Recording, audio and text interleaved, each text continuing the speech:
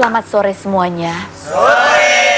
Berita hari ini akan dibawakan oleh Kak Ros. Di pojok Rumpi, no secret. Wah.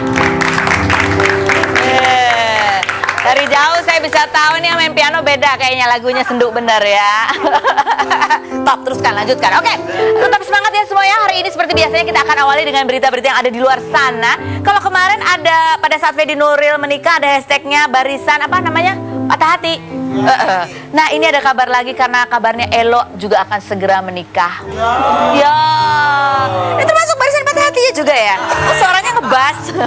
Nih, makin mesra Elo berencana nikahi Aureli Moremans katanya gitu. Oh, mudah-mudahan lancar ya. Dan di bulan ini juga ada beberapa ya, hari ini tepatnya itu ada 2 orang yang saya tahu melangsungkan pernikahan. Yang pertama adalah Nina Zatulini yang kabarnya melangsungkan akad nikah di Grand Mahakam tadi ya, jam 1 siang. Selamat ya, ini belum ada beritanya karena ini berlangsung secara tertutup begitu, tapi kita ingin mengucapkan selamat. Oh, call out ke sahabatnya Nina. Oke, halo. Halo.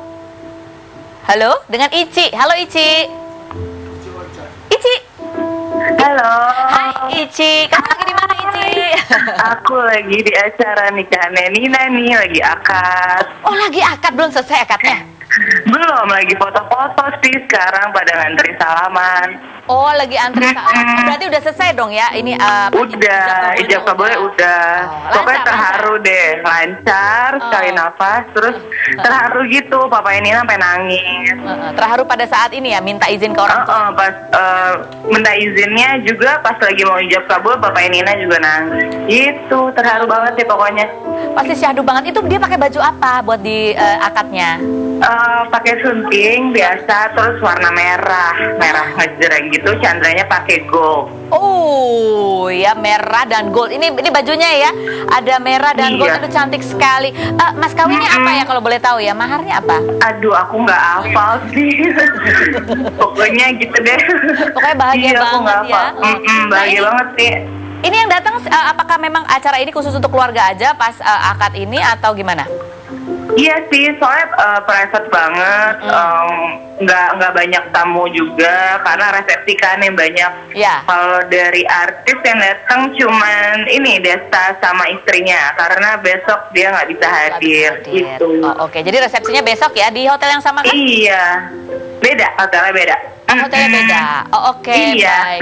Oh, Ici, terima kasih banyak lo sudah meluangkan waktunya. Salam buat Nina dan suaminya ya. Ucapan selamat dari Kak Ros dan teman-teman dari Rumpi No Secret semuanya. Pastinya. Dan hari ini juga rencananya Febiola akan menikah dengan jam 3 sore dengan suaminya yang namanya siapa kemarin namanya? Oh, Frankie Sihombing ya. Di kediamannya Febiola ini akan berlangsung pemberkatan pernikahan begitu. Mudah-mudahan lancar juga ya buat Febi ya. Ini kenapa tanggalnya aneh? Ini kan hari Jumat ya. Biasanya kan kalau menikah Sabtu atau Minggu. Ini tanggal 22 Januari. Apakah artinya 2 hati menjadi 1? Gitu ya. Daripada kalau 2 hati beranak 2 mungkin gitu bisa juga ya. Kemudian mengartikan sebebas merdeka aja. Oh, ada lagi nih ya. Ini juga kabar yang 22 rahasia tahu-tahu bocor halus ya. Siapakah ini? Dari teman saya namanya Joshua, teman sepantaran tuh main obo-obo. Joshua ini putus dari Agatha. Joshua Suherman dikabarkan dekat dengan Pamela Bowie. Joshua, kamu katanya mau launchingnya di sini, kok udah muncul duluan di berita online ya? Kita kepoin coba Instagramnya Joshua. Oh, ini Instagramnya Pamela. Pamelanya lagi di Tokyo ya? Apa di mana sih? Oh, lagi di luar negeri. Jadi Pami Bowie, my most favorite person katanya gitu. Ini kalau dari belakang nggak mirip Joshua ya? Kayak siapa gitu? Kita nggak tahu ya. Ini dari punyanya Pamela. Apa yang terjadi di punyanya Joshua? Sepatu. Ini aku tahu banget ini kakinya Joshua nih. Soalnya apa ya? Aku tahu bau-baunya kecium lah, mirip-mirip gitu ya. Itu kakinya Pamela ya. Soalnya sama seperti foto yang diunggah Pamela. Jojo Suherman harus tahan rindu sementara waktu. Buah semangka sih, kenapa buah semangka? Pokoknya kamu buah jeruk ya Joya. Kita tunggu ya kedua pasangan ini datang ke sini. Kita mau tanya-tanya, kita dudukin di kursi fitnah atau fakta ya kan. Oke, Pamela segera pulang ya, ada yang kangen tuh. Oke, cus. Nah, hari ini kita akan mendatangkan seorang tamu juga. Kita akan gurek-gurek, kita akan rumpiin ya segala sesuatunya. Sudah ada di belakang sana di ruang siluet. Kita lihat dulu siluetnya seperti apa, kita rumpiin siluetnya ya. Perutnya kecil nggak? Itu aku. Oh, kecil ya kayaknya anaknya ya. Ini udah gede apa masih anak-anak sih sebetulnya? Perempuan atau laki, ayo? Perempuan atau laki? Setengah, kamu bilang setengah-setengah ya. Oke, 50-50. Siapakah dia, langsung dipanggil sekarang? Oh, nanti setelah berikut ini jangan kemana-mana, tetap di Rumpi.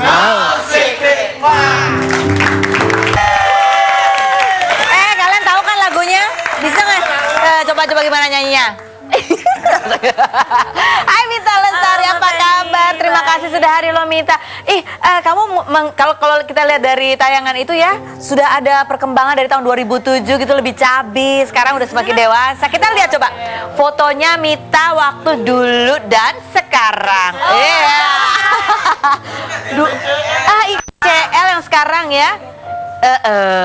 Ini di foto kapan yang sekarang itu kapan? Itu dulu tahun 2008 atau 2009 gitu aku lupa. Ini ya yang panjang. Yang sebelah sananya? Itu baru kemarin 2 hari yang lalu. Oh, 2 hari yang lalu. Iya beda ya. Hah? Kayak di sulam alis sih, alisnya tebal ya? Enggak pernah. Enggak pernah. Aku juga enggak pernah kok, cuman beda-beda aja kadang-kadang kirim makanan ya. Oke, langsung aja ya, kan namanya dia ini adalah jebolan sebuah ajang yang kompetitif gitu ya. Jadi kan udah biasa deg-degan. Gimana kalau langsung kita dudukan ke kursi kita, kan udah lama ya kamu nggak merasa deg-degan ya? Iya, jarang sih, udah lama. Oke, langsung kita dudukan di kursi fitnah atau fakta. Silakan Mita. Nah. Lucunya tapi suaranya bagus ya, kayak suaranya tuh kayak model-modelnya kayak rambut-rambut pendek antara BCL sama Yuni Sara gitu ya. Oh my god. Oh my god. Kebalik. Baik. Oh, ada banyak sekali pertanyaan di sini, ada 18 pertanyaan untuk Mita Lestari. Saya akan nanya, ini adalah hasil investigasi ya. Kadang-kadang pertanyaannya benar, kadang-kadang pertanyaannya suka-suka begitu ya. Tolong jawab dengan jujur, apa adanya, nggak perlu ada yang ditutup-tutup. Itu kamu juga kan orangnya terbuka ya. Oh, iya. Apakah jawabannya fitnah atau fakta? Fitnah atau fakta Mita Lestari bahwa karir kamu itu sedikit terhambat karena terbayang-bayang oleh embel-embel sebuah nama ajang pencarian bakat. Oh my god. Fitnah atau fakta? Fakta. Kok bisa susah, kenapa? Karena terikat kontrak? Bukan, karena kan si ajang pencarian bakat itu kan memang acara eksklusif dari satu TV swasta itu kan. Jadi kalau misalnya ke TV yang lain kan nggak boleh. agak kompetitif kan. Berapa tahun kamu? Aku sih setelah lulus dari kemarin itu langsung under kontrak sama Sony Music. Oh. Jadi langsung Kontraknya sama ajang itu berapa tahun? nggak ada kontrak. Oh, nggak ada kontrak. Iya, cuman kan karena itu dia pertama kali, aku pertama kali kan, dan alhamdulillah jadi juara 1 juga, jadi nempel terus namanya. Gitu. Baiklah, lanjut fitnah atau fakta Mita Lestari bahwa saat mengikuti ajang pencarian bakat yang waktu tahun 2007 itu, kamu sering berseteru dengan kontestan yang namanya Ajang. Bahkan mama kamu gak suka sama mama Ajang yang beberapa kali suka menjelek-jelekan kamu. Fitnah atau fakta? Enggak. Fitnah. Yang mana yang fitnah? Fitnah, karena gini Mbak, aku sama mama tipikal orang yang nggak suka berseteru. Tapi kalau misalnya orang yang mau berseteru sama kita beda cerita. Oh, jadi bukan kalian berseteru ya, kamu diseteruin? Betul. Kalian diseteruin? Iya. Oh, oke.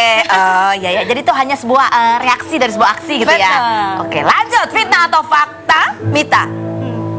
Bahwa setelah kamu mengubah image kamu menjadi perempuan berambut pendek, kamu mulai dikenal oleh masyarakat lagi. Setelah sempat rambutnya panjang. Kalau rambutnya panjang beda lagi mukanya ya. Itu Ajang. Itu Ajang. Itu yang namanya Ajang. Nih, mirip loh, enggak ya? Langsung dimarahin lagi aku. Iya, gimana? Iya, kinda true. Kayaknya true. Orang baru ngeh lagi, oh yang ini gitu.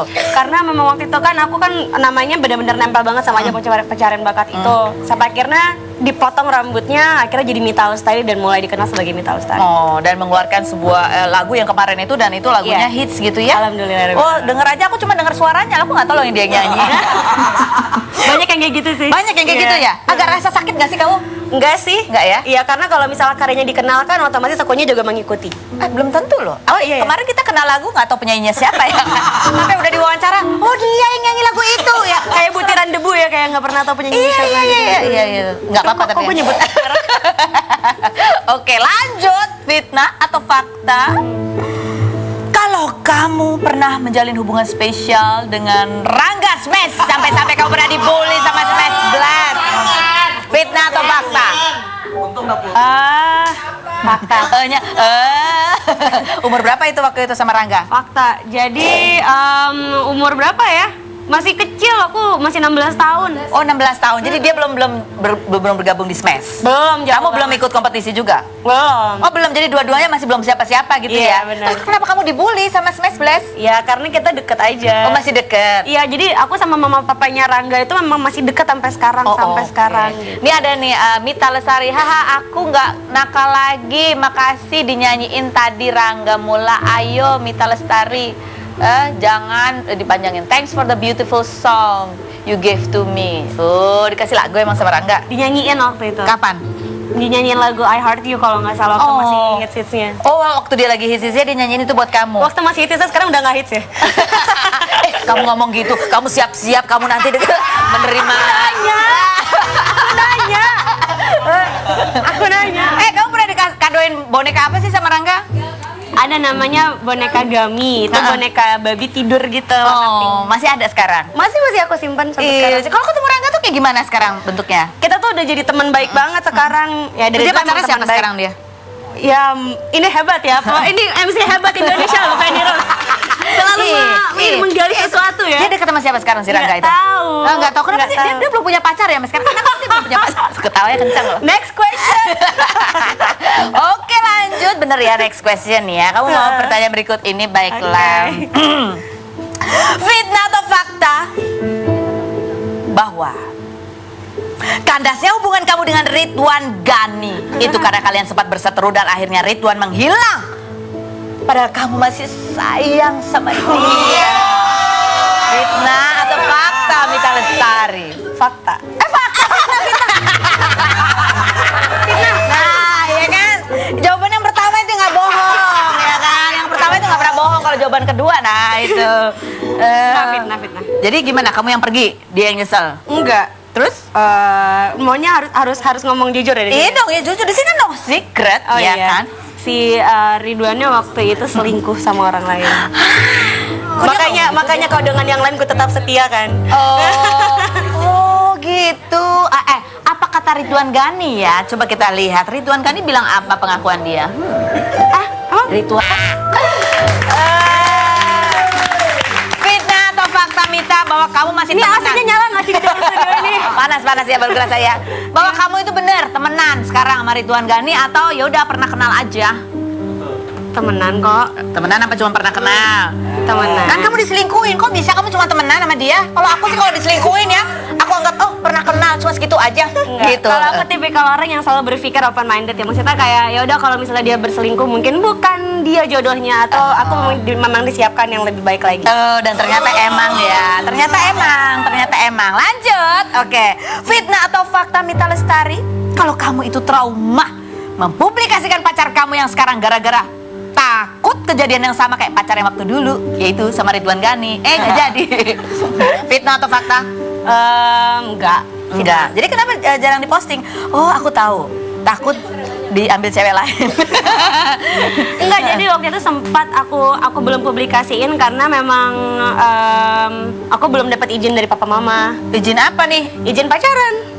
Sama Ridwan Ghani kemarin? Dapat. Oh, dapat. Iya, jadi waktu yang sama yang ini sempat belum ada izin karena waktu itu aku baru putus dari pacar aku yang terakhir, kayak 6 bulan kemudian udah pacaran lagi. Jadi kayak jangan pacaran dulu dong gitu. Jadi, orang tua kamu gitu ya? Orang tua aku memang berpikiran ini sih, maksudnya kalau misalnya nanti kamu terlalu banyak mempublikasikan pacar, nanti yang ada kamu dikirain playgirl atau apa gitu. Anak zaman sekarang kan selama pacaran mah nggak apa-apa ya kan? Kan cari yang terbaik. Trauma, Mita rahasiakan identitas kekasih. Jadi bukan karena trauma ya, karena memang belum dapat izin dari Iya, orang waktu tua. itu, tapi sekarang udah dapat izin kok. Jadi kapan kejadiannya? Kapan kalian akan menikah? Insya Allah, doain aja semoga secepatnya. Oh, amin. Oh, udah serius ya sama yang ini ya? Harus dong, udah 25 tahun, mau kapan Baros? Aku masih lama waktu itu ya. 25 aku tuh belum apa-apa loh. Oh, dia berapa? Dia umurnya berapa? dia 26 sekarang. Oh 26, oke. Dalam waktu dekat, apakah tahun ini apa tahun depan? Kira-kira Dia sih maunya tahun ini, tapi aku karena memang mau serius di karir dulu sama kuliah yang harusnya 2 tahun kemarin udah lulus tapi belum lulus, jadi insya Allah di 2017. Oh oke, amin, mudah-mudahan lancar ya. Oke lanjut, fitnah atau fakta Mita Lestari bahwa kamu di dalam perjalanan karir kamu ini, kamu pernah menjadi cover model majalah pria dewasa. Kenapa enggak? Itu bukan majalah pria dewasa. Majalah apa? Majalah dewasa? Enggak sih, maksudnya waktu itu aku sempat ditawarin, tapi aku belum mau. Tapi akhirnya aku bilang ya udah deh, aku mau. Cuman bajunya itu nggak mau seperti yang biasa gitu. Jadi bajunya tuh harus tertutup. Maksudnya boleh terbuka, tapi sebatas untuk yang kayak tank top Oh aja. gitu. Yang kayak apa namanya, baju yang you can see gitu. Oh iya. Terus gimana tanggapan dari khalayak? Kamu muncul di majalah? Iya, aku sempat dimarahin sih sama bude-bude aku, sama ibu bapak aku kayak kamu kenapa gini gitu. Ya apa namanya, aku selama melihat aku masih nggak terlalu nggak apa-apa, maksudnya bukan nggak terlalu nggak apa-apa ya, Maksudnya tidak terlalu gitu nggak ya? terlalu nggak terlalu yang vulgar banget, ya udahlah masih nggak apa-apa. Oh iya, kalau ada yang nawarin lagi mau nggak? Enggak lah, jangan sampai. Oh gitu, Itu ya terakhir udah. aja. Oke, kita akan kupas lagi mengenai kedekatannya dia sama Rangga. Oh enggak deh. Ya jangan dong. Saya akan jangan kemana-mana, tetap di Rumpi No Secret. Penontonnya Karos oke ya. Oke, coba ini ada mereka pakai nada dasar ya kan? Wah, gitu ya. Oke, sekarang saatnya kita minta kepada Mita untuk membacakan surat-surat yang bernada kebencian. Bukan kebencian ya. Surat-surat yang gak enak aja di hati bacanya. Oke. Haters gonna hate, ya kan? Lovers gonna love. Baca coba, Mita. Hahaha, rambut barunya si titik Mita Lestari kayak Dora. Wah kakak. Ada yang bilang rambut kamu kayak Dora. Apa tanggapan kamu? Jawab, silakan. Emang kayak Dora mau apa? Oh. Kalau kayak Dora gini dong. Berhasil. Aku punya boots. Iya. Oh my God. Baca lagi. Sok gaul, tukang pamer, belagu, sombong, tingkat dewa lo banget non. Oh my God. Oke. Ini pembantu.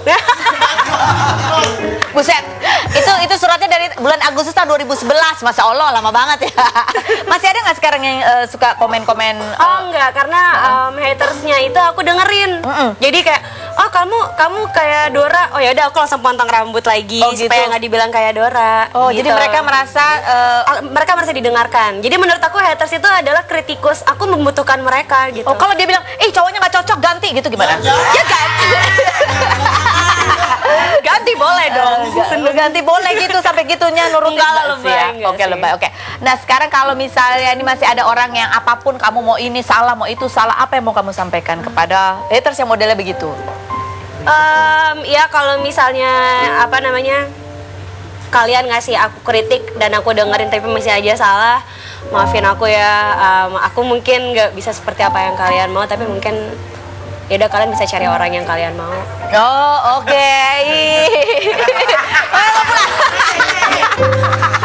Oh gitu ya. Biasanya kan orang kayak haters nggak peduli, kalau kamu justru ternyata ya udahlah, kalau Peduli aku kalau tidak bisa misalnya. memulai. Iya, soalnya gini Mbak, aku berpikirnya kalau fans itu kan dia akan mencintai kita meskipun kita jelek, kita bagus, mereka akan mencintai kita. Tapi kalau misalnya haters itu, kenapa kita butuhin? Karena dia itu tempat kita buat belajar, tempat kita untuk tahu kekurangan kita di mana ya. Oh, jadi ada dua sisi yang bisa kamu pelajari, baik dari fans Betul. maupun dari haters. Oke, baiklah. Sekarang kita minta untuk mendeskripsikan perasaan kamu. Oke. Kalau kamu melihat sosok yang akan kita tampilkan fotonya berikut ini, curahkan perasaan kamu kalau lihat sosok ini tuh apa sih perasaannya? Oke, kita lihat. Hah? Foto yang berikut. Mama. Apa sih sosok mama buat seorang Mita? Mama itu setengah dari jiwa aku. Mama setengah dari jiwa. Oke. Dan itu beneran ya, bukan gombal. Kenapa kamu bilang setengah dari jiwa kamu, Mita? Iya, karena kalau misalnya nggak ada mama di dunia ini tuh ya pincang akunya gitu. Apa sih hal yang paling sering mama nasihatin ke kamu yang menurut kamu tuh nempel banget di benak kamu? Banyak. Mama tuh nasihatin aku dari A sampai Z dan semuanya aku nempel di aku, insya Allah. Malah kadang-kadang kalau kata mama, kok kayaknya nasihat mama nggak ada yang nempel di kamu ya, padahal. Apa salah satu contohnya? Salah satu contohnya tuh kayak, Mita kamu nggak boleh sombong kalau sama fans-fans kamu, karena dari situ karir kamu bisa menanjak. Kenapa dulu aku tuh sempat karirnya sempat turun gitu ya, karena aku star syndrome dulu. Oh, sempat star syndrome. Sempet banget gitu. Jadi mama tuh ngasih tahu aku untuk kamu nggak boleh sama fans kamu, dari mereka itu kamu bisa terus bertahan gitu. Apa star syndrome tuh kayak apa sih yang kamu rasain? Star syndrome yang aku rasain ya gitu. Jadi kayak aku ngerasa artis gitu, jadi harus diperlakukan kayak princess. Ya gitu. Kalau pernah nggak berantem sama mama? Kita kalau berantem nggak pernah berarti ya, maksudnya kayak berantemnya tuh paling cuman ada apa ya, clash gitu. Mom, iya. Enggak, tapi nggak pernah berarti ya Bu ya kalau berantem ya. Halo mama, silakan duduk. Oke, terima kasih. Ini adalah mamanya Mita yang selalu mendukung karirnya Mita dari sejak kecil ya, Ma ya. Oh, dari kecil banget. Dari kecil mendampingi ikut kompetisi sampai dengan segala bumbu-bumbu ceritanya di situ ya, Ma ya. Mama kalau lihat Mita sekarang, Ma, apa kesan Mama? Apa ya? Bangga banget. Karena perjuangannya Mita bukan instan. Kita memulai Mita itu punya suara yang bagus tuh dari kecil. Tapi Mita itu punya banyak cita-cita yang banyak kendalanya. Jadi kita berdua yang jalanin. Banyak cita-cita yang ada kendalanya. Iya, banyak kendalanya yang Banyak kendala. iya, Apa aja banyak kendalanya ya. Seperti dulu cita-cita Mita ingin punya album, tapi Mita belum bisa. Terus banyak ya Mita ya yang kendalanya Mita banyak banget, tapi kita tidak pernah menyerah. Kita berdua selalu bilang bahwa pasti bisa, satu saat pasti bisa gitu.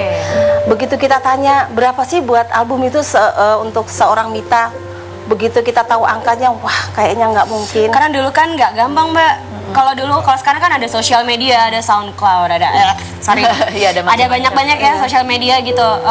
Jadi kita bisa secara instan untuk jadi artis, promosi dan lain-lain. Tapi kalau misalnya dulu waktu aku umur 16 tahun kan emang harus bikin album, dan bikin album tuh nggak murah gitu.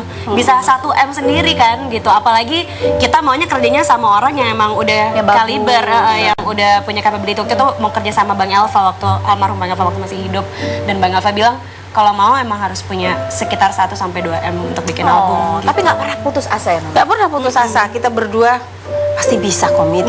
Pasti ada cara jalan keluarnya untuk kamu pasti ada. Mama, ini luar biasa loh.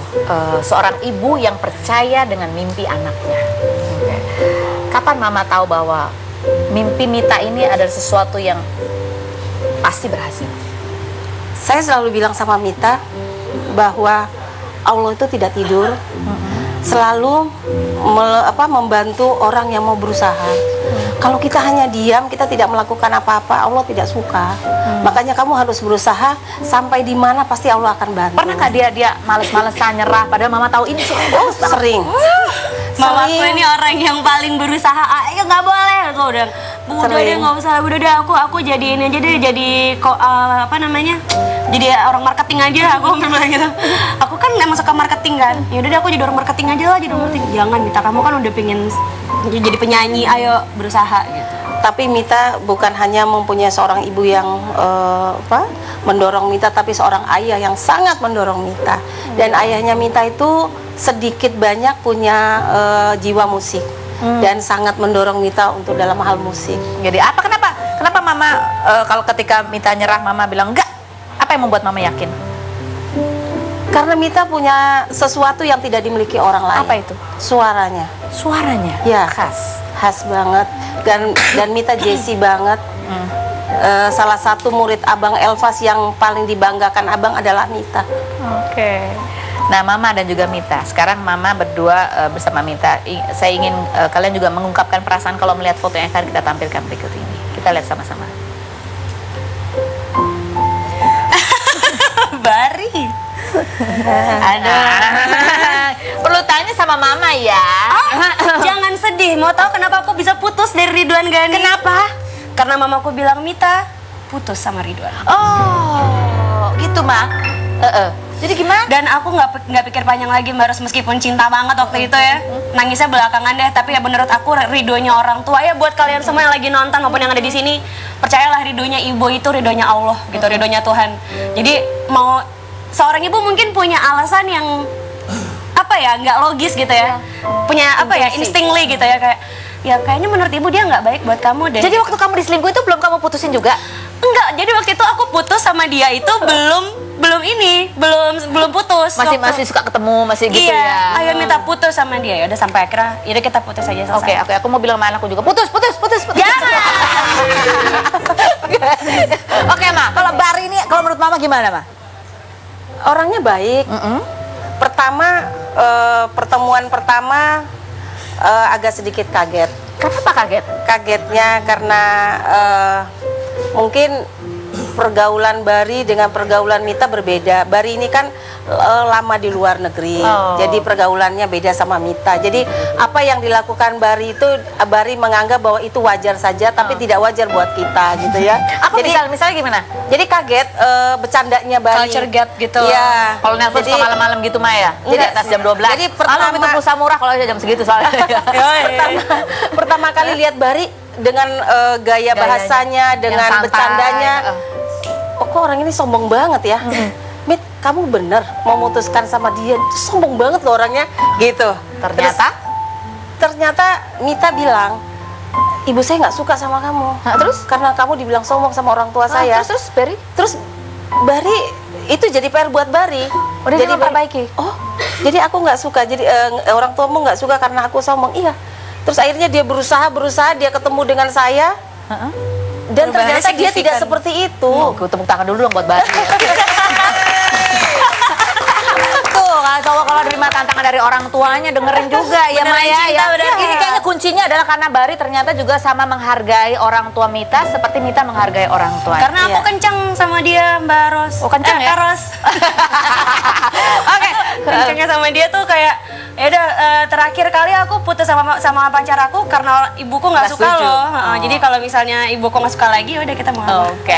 Mita nanti akan menyanyi di segmen akhir ya. Kamu ikut nyanyi semuanya di sini kan hafal kan lagunya. Mama terima kasih sudah hadir ya. Kita akan kembali lagi, masih ada satu yang akan kita wawancara, ini berkaitan dengan kasus yang ramai diperbincangkan. Jangan kemana-mana, tetap di Rumpi.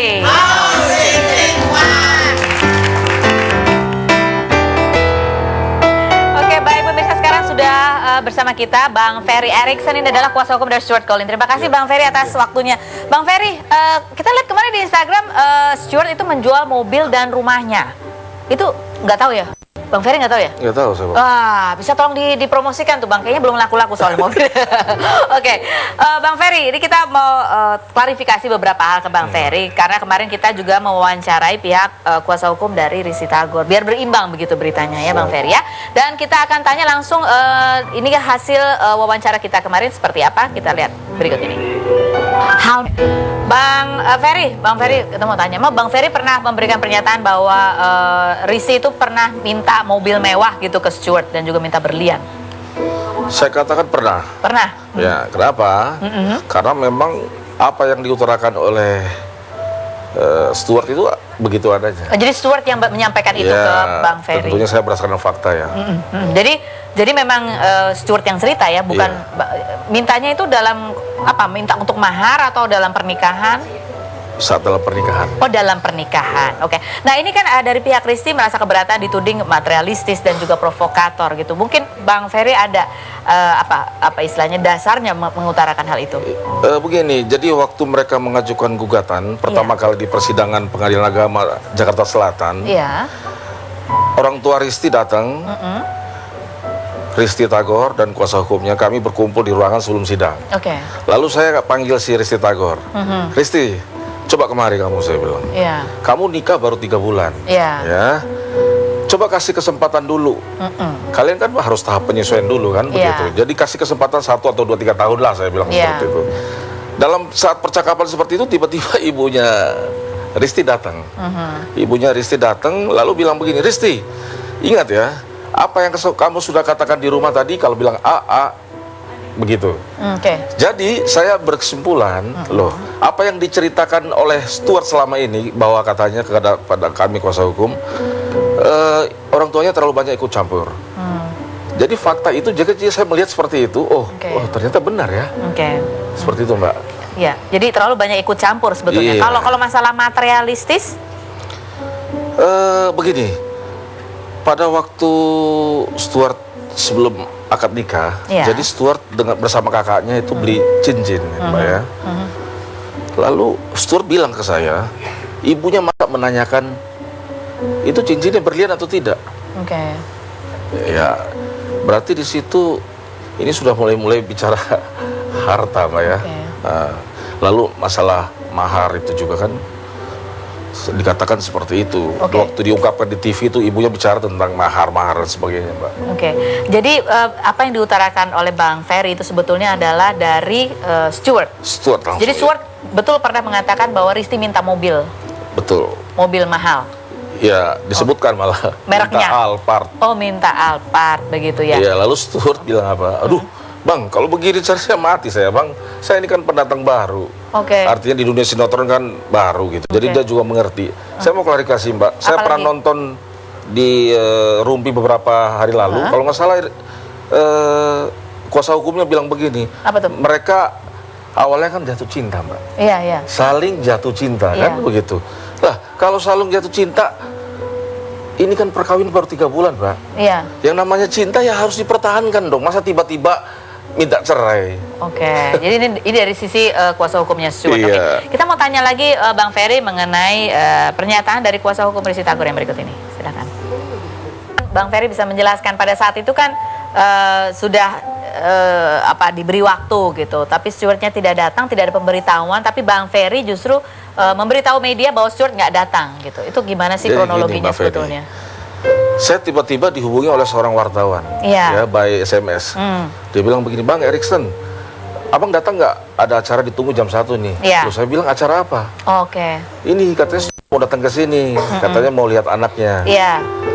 Oh begitu, saya bilang, oke saya klarifikasi dulu ke klien saya. Oke. Saya tanyakan, Stuart benar kamu ada mau datang ke rumahnya Risti Mauli? Iya Bang, tapi pakai syarat-syarat. Oh ya, syarat-syarat apa?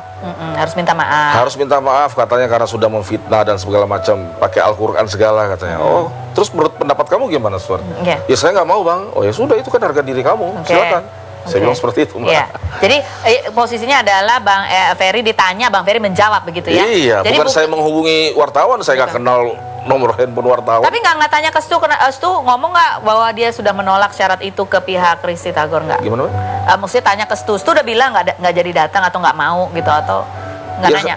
Nggak nanya. Stuartnya malah nanya dulu ke saya. Nanya apa? Iya nanya, Bang, ini loh, saya disuruh datang untuk begini-begini untuk ketemu, katanya. Tapi pakai syarat-syarat. Ya udah tadi saya Tapi bilang, Stuart itu sebetulnya bisa nggak sih berhubungan sama keluarga Risti Tagor? wah sangat sulit, Mbak, ditutup komunikasinya gitu. Oke.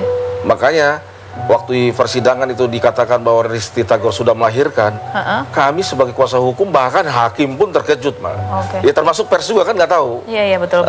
Tiba-tiba saya hubungi ke Stuart bahwa anak kamu sudah lahir. Wah, dia kaget luar biasa. Oke. Makanya sore itu dia langsung datang ke rumah. Karena ini tuh juga menjadi pertanyaan. Kenapa baru datangnya sore sih, Bang? Ya karena kan pertama udah saya mau kayak beritahu ke Stuart itu kan udah jam berapa? Jam 12 ke atas. Oh gitu. Ya, Ya. kemudian rumah Stuart kan jauh, Mbak. Di mana sih rumahnya? Di Bogor. Oh, daerah Bogor. Iya, Oke. jadi datangnya sore gitu. Oh gitu. Iya. Jadi bukan jam 10 sidang itu langsung dikasih tahu nggak ya? Oh enggak, karena kita juga baru tahu fakta persidangan itu pas Oke. akhir-akhir. Sama satu lagi Bang Ferry waktu di persidangan itu kan waktu diwawancara wartawan kan tiba-tiba ibunya Risti Tagor kan juga ingin berada di sebelahnya untuk langsung menjawab semua yang supaya tidak simpang siur. Iya. Itu Bang Ferry kenapa kemudian pergi meninggalkan kerumunan wartawan sebelum selesai wawancara? Iya, sebenarnya saya pikir ngapain kok dikumpul sama-sama, nggak perlu. Oh gitu. Iya. Kan biar lurus Bang, biar nggak saling miskomunikasi gitu. Enggak, saya tetap mempertahankan apa yang fakta ya. Saya bicara fakta, nggak ada yang lain, Mbak. Jadi nggak usah khawatir atau gimana kan. Silakan bicara sendiri-sendiri, bisa dipertanggungjawabkan. Oh begitu, jadi berdasarkan fakta ya. Iya. Oke, baiklah. Ada Viti lagi nih Bang, kita mau tanya pendapatnya Bang Ferry Iya. ya. Kita lihat yang berikut. Gimana? Benar nggak sih Stu itu benci sama mamanya Risti sampai pernah meminta mamanya Risti untuk tidak jadi manajernya Risti Tagor lagi? Saya kira bukan benci ya. Ini karena memang akumulasi persoalan yang terlalu Banyak Mbak, menumpuk Oke. ya. Salah satu contoh, Mbak ya. Iya. Stuart bercerita bahwa Stuart pernah datang waktu ini mereka ribut-ribut. Iya. Stuart membawa seorang ustadz Oke. dari Bogor Iya, ya, dan iya. bertemu dengan Keluarga. bapaknya ya terutama. Lalu dalam pembicaraan itu orang tua bapaknya ini bicara kepada Pak Ustadz, suruh dia talak saja deh anak saya Oke. karena sudah nggak ada benefit. Hmm. Benefit, Mbak. Hmm. Ini kan sangat kecewanya si Stuart ini. Padahal maksudnya Stuart membawa Ustadz itu adalah untuk... Ya artinya cobalah komunikasi, mencoba untuk menyelesaikan permasalahan yang ada. Oke, jadi kalau menurut Bang Ferry sebetulnya apakah masalahnya sebetulnya juga ada masalah komunikasi yang tidak lancar begitu di sini? Ya pernikahan Mbak biasa ya. Iya. Ini apalagi 3 bulan sedang mengandung ya waktu saat itu ya. Iya. Hal-hal yang gugatan di pengadilan juga sangat datar Mbak. Persoalannya cuma masalah apa namanya ribut terus menerus katanya. Iya. Yang lalu ada kata-kata kasar seperti itu. Kami dihebohkan, kami pikir, wah ini ada apa nih? 3 bulan digugat, lalu dalam keadaan seperti ini, berarti kami berpikir, wah jangan-jangan klien kami ini membuat sesuatu yang luar biasa, kan seperti itu. Ternyata faktanya waktu saksi-saksi di persidangan, loh masalahnya apa sih? Ya, masalahnya cuma cabai itu ada nggak sebetulnya? Nggak ada juga itu Mbak. Di fakta di persidangan nggak terkuak itu? Nggak terlalu ditanya oleh hakim juga Mbak. Oh gitu? Iya, jadi cuma masalah makanan. Waktu itu saat Risti sakit di rumah sakit, lalu Stuart bilang kok nggak makan buburnya itu. Lalu Risti bilang saya sudah kenyang katanya atau apa segala macam.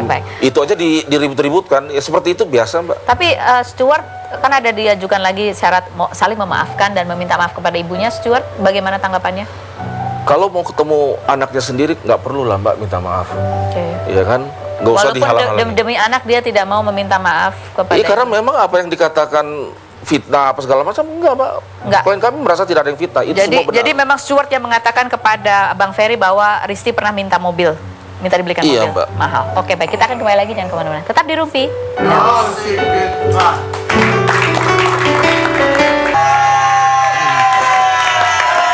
Bang Ferry coba boleh nggak kita coba hubungi Stuart Colin? Lagi ada di mana dia sekarang? Di Jakarta kan? Di Indonesia? Kayaknya di Indonesia Mbak. Boleh nggak dihubungi Bang? Mau nggak dia? Coba saya tahu. Kita pengen tanya, karena kan kemarin terakhir hari Selasa ya, kalau tidak salah itu Stuart bertemu dengan Risti Tagor. Ada sebuah perbincangan begitu ya. Kita pengen tahu, nah setelah pertemuan itu apa langkah Stuart selanjutnya berhubungan dengan masalah anak mereka. Apakah Stuart memutuskan untuk datang menjenguk atau barangkali apa yang diharapkan Stuart begitu, yang diinginkan oleh Stuart?